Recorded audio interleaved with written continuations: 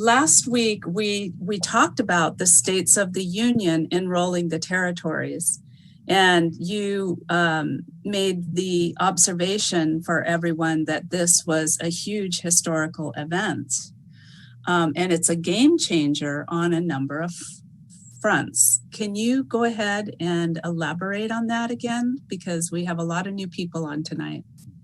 Well, this is like a kind of a rehash of what we went over with the operation of law and all of the delegated powers reverting to the delegator, okay? So now the states are here, and what happened is that the Federal Republic, the American Federal Republic, ceased operation in the 1860s. And this then created a gap, if you will. And after the war, we were basically lied to and fooled, literally conned into mistaking British territorial state of state governments as our own American state of state governments. So as a result, nothing was happening.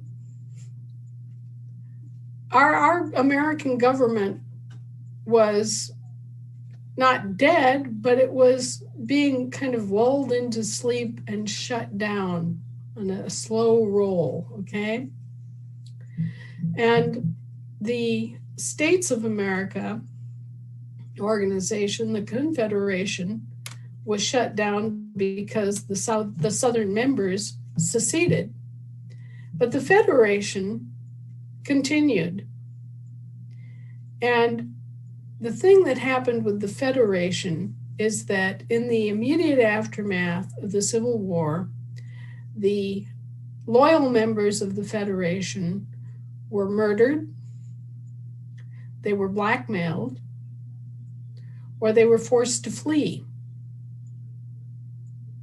See. And that is exactly what happened to my husband's great-great-uncle, Clintwood Belcher, who rode into Washington, D.C. and collected the Great Seals and was on his way to Philadelphia with them. He had crossed from Washington, D.C. into Maryland and was going via Maryland up into Philadelphia for his own reasons. And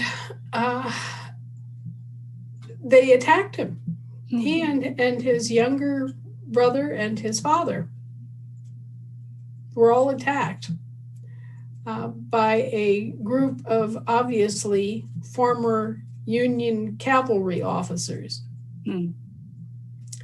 And they were beaten, and the father was knocked unconscious and left for dead, and the younger brother escaped into the underbrush, and Clintwood, his horse was shot out from under him.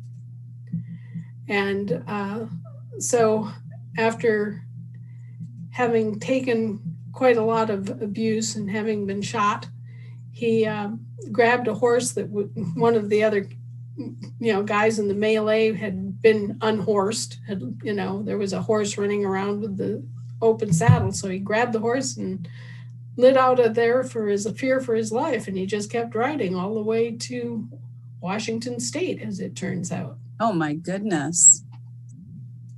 And he lived the rest of his life as a fugitive,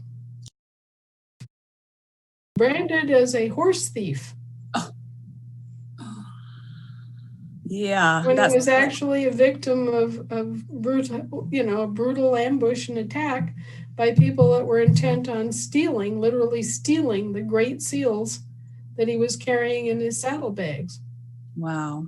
And they took the Great Seals, and we didn't know where they were for years and years and years and years and years afterward, until they finally showed up on display at the Federal Reserve Bank. Wow. Yeah. So that tells you something, doesn't it? It sure does. Links to Anna's articles and resources can be found in the video description box. Thank you for subscribing, liking and sharing. If you enjoy having Anna's latest webinar videos turned into topic-specific video snippets, please consider making a purchase on Ed's website sacredintuitiveelements.com. Thank you.